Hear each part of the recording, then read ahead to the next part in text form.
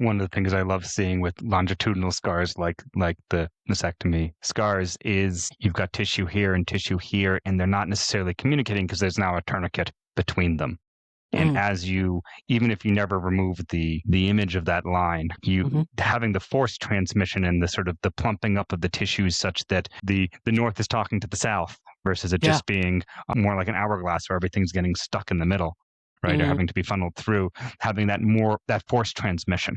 And if one way to put structural integration in a nutshell, which is the type of body work I trained in for quite a while, is how do you have smooth force transmission through the entire structure in a way that's structurally integrating the body, right?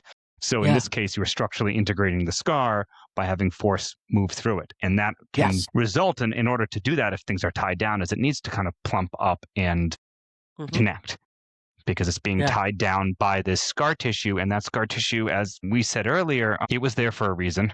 And you couldn't have had the surgery you had.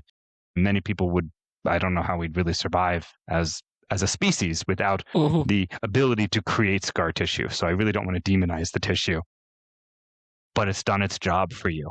And now how do we coax it back into at ease so that it doesn't have to be laying down and holding the tissue down in the way it was, so that you can have a more integrated, in this case chest, but integrated structure in general. Yeah. It felt like a bookend to the mentality I brought into my top surgery, not only the gender-affirming top surgery of last year, but also when I was 18, I had a breast reduction surgery, and I would focus in a meditation talking with my body, talking with my breasts, with, okay, body, we're going to go into a traumatic experience. We're going to get cut open. It's going to be painful, but we want this. This is a good thing.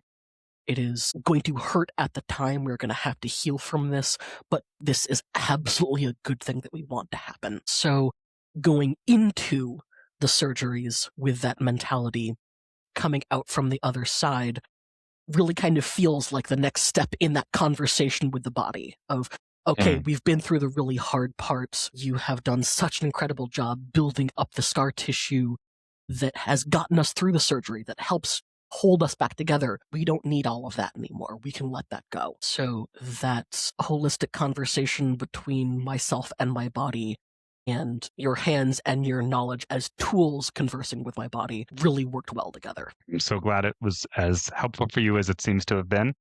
Yeah. Do you have any other considerations for someone who might be considering scar work? What would you like them to know? From my understanding, of course, you will have less pain and stiffness overall if you get it done closer to the creation of the scarring, but my understanding is no scar is too old to be worked on. There is always more space to coax the tissue into. So even for folks who had gotten their surgery last year or 5 years ago, if they're still feeling some kind of disconnect or some kind of tension, I would say it's absolutely not too late to go in and help your scar tissue release.